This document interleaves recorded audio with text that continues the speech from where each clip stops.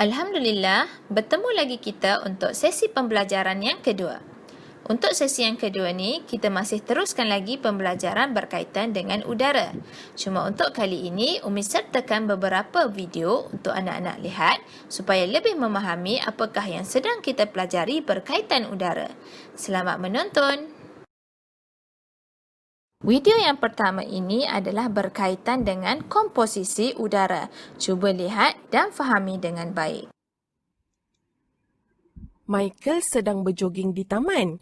Selepas berjoging selama 30 minit, dia berhenti dan menarik nafas panjang untuk menyedut udara pagi yang dingin dan segar. Udara, yang merupakan campuran gas-gas yang berbeza, mempunyai jisim dan memenuhi ruang. Oleh itu, walaupun kita tidak boleh melihat udara di sekeliling, kita boleh merasainya apabila angin bertiup. Gas-gas berbeza yang membentuk udara di sekeliling kita termasuk nitrogen, oksigen, karbon dioksida dan gas-gas nadir. Nitrogen adalah gas yang paling banyak dalam udara di sekeliling kita. Ia membentuk kira-kira 78% daripada udara. Oksigen, yang merupakan gas yang paling penting untuk benda hidup, adalah gas yang kedua paling banyak di dalam udara pada 21%. Gas nadir termasuk helium, neon, argon dan krypton membentuk kira-kira 0.97% daripada udara. Gas nadir juga dipanggil gas adi kerana ia tidak bertindak balas dengan sebarang bahan lain dalam keadaan normal. Satu lagi gas penting yang terdapat di udara ialah karbon dioksida yang hanya kira-kira 0.03%.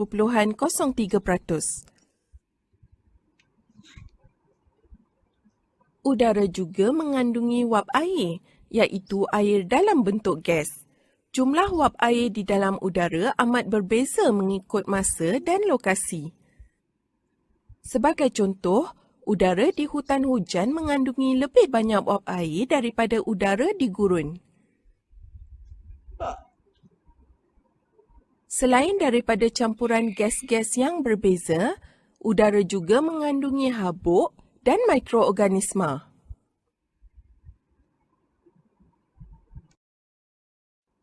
Baiklah, selesai berkaitan dengan komposisi udara. Seterusnya, Umi sertakan video yang kedua iaitu berkaitan dengan proses kitar karbon. Selamat menonton.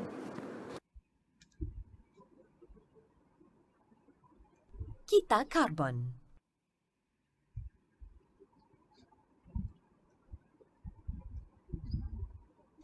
Kitar karbon ialah kitar yang mengekalkan kandungan karbon dioksida dalam udara dengan mengambil karbon dioksida daripada udara dan mengembalikannya semula ke udara secara berterusan.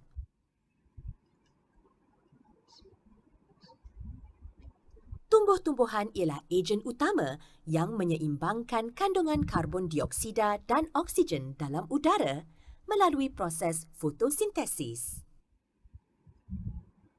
Kitar karbon bermula dengan pengambilan gas karbon dioksida oleh tumbuhan hijau melalui proses fotosintesis. Fotosintesis ialah proses yang dijalankan oleh tumbuhan hijau untuk menghasilkan makanan. Fotosintesis merupakan proses membuat makanan oleh tumbuhan hijau dengan menggunakan cahaya matahari. Daun mempunyai klorofil untuk memerangkap cahaya matahari. Fotosintesis juga memerlukan karbon dioksida dan air. Hasil proses fotosintesis ialah glukosa dan oksigen. Glukosa yang berlebihan disimpan dalam bentuk kanji dalam pelbagai bahagian tumbuhan. Haiwan memperoleh karbon daripada tumbuhan yang dimakannya dan menggunakannya untuk tenaga. Semasa respirasi, kesemua tumbuhan dan haiwan membebaskan karbon dioksida. Respirasi haiwan melibatkan pengambilan gas oksigen dan pembebasan gas karbon dioksida ke atmosfera. Respirasi tumbuhan ialah proses penguraian bahan makanan yang menghasilkan tenaga. Respirasi tumbuhan terjadi di stoma atau mulut daun. Melalui stoma, tumbuhan menyerap oksigen daripada atmosfera dan membebaskan karbon dioksida. Apabila tumbuh-tumbuhan dan haiwan mati, tumbuhan dan haiwan ini akan mereput. Pereputan yang dilakukan oleh bakteria dan kulat dalam tanah membebaskan karbon dioksida ke udara. Ini menyebabkan kita karbon mengekalkan gas karbon dioksida dalam atmosfera kita. Bahan api fosil merupakan bahan api yang terbentuk daripada proses-proses semula jadi, seperti pereputan hidupan mati yang tertanam. Usia hidupan itu dan bahan api fosil yang terbentuk lazimnya sekitar jutaan tahun. Bahan api fosil terbentuk daripada fosil tumbuhan dan haiwan setelah terdedah kepada haba dan tekanan dalam kerak bumi. Bahan api fosil mengandungi kandungan karbon yang tinggi. Antara jenis bahan api fosil ialah arang, petroleum dan gas asli. Bahan api fosil ialah sumber tenaga. Menerusi pembakaran bahan api fosil, kita dapat tenaga untuk menggerakkan kenderaan, memanaskan rumah dan menjana tenaga elektrik. Pembakaran bahan api fosil daripada kenderaan bermotor, domestik dan industri yang mengandungi karbon seperti arang batu dan petroleum membebaskan karbon dioksida ke atmosfera. Jadi, proses-proses seperti pereputan, pembakaran dan respirasi diseimbangkan oleh fotosintesis dalam kita karbon.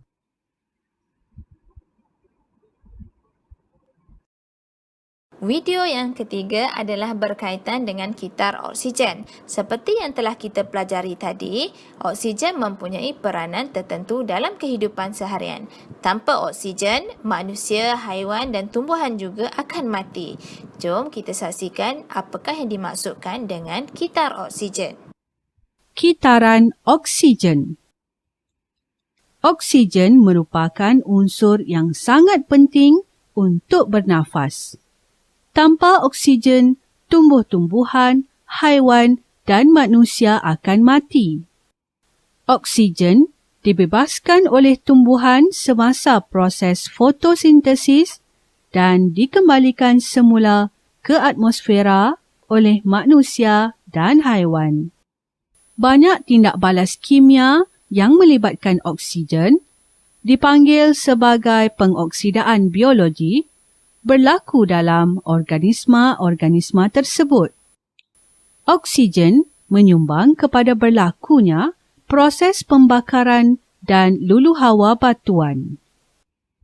Antara kesan kehadiran oksigen adalah pengaratan logam serta pereputan tumbuhan dan haiwan yang telah mati. Selain itu, oksigen juga memainkan peranan yang penting dalam tindak balas kimia yang berlaku dalam organisma hidup. Tumbuhan juga membebaskan oksigen. Hasil akhir proses ini adalah karbon dioksida dan air yang kemudiannya digunakan oleh tumbuh-tumbuhan dalam proses fotosintesis. Semasa proses ini, tumbuh-tumbuhan menyerap karbon dioksida dan membebaskan oksigen.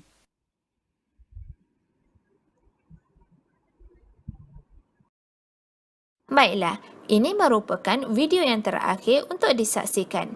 Seperti yang telah kita pelajari, pemanasan global memberi kesan yang buruk terhadap alam sekitar dan juga benda hidup itu sendiri. Jadi perhatikan apakah yang disampaikan melalui video ini.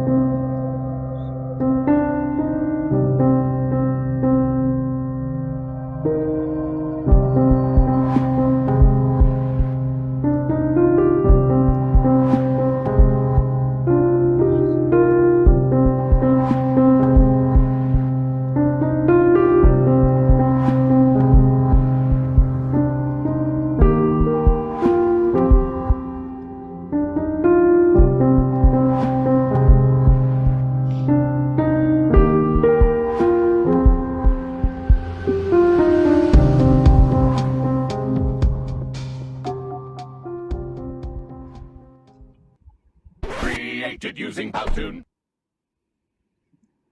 Alhamdulillah, selesai sudah pembelajaran kita untuk hari ini bagi sesi yang kedua. Jadi untuk lebih memahami, jom kita teruskan lagi dengan melakukan aktiviti yang seterusnya.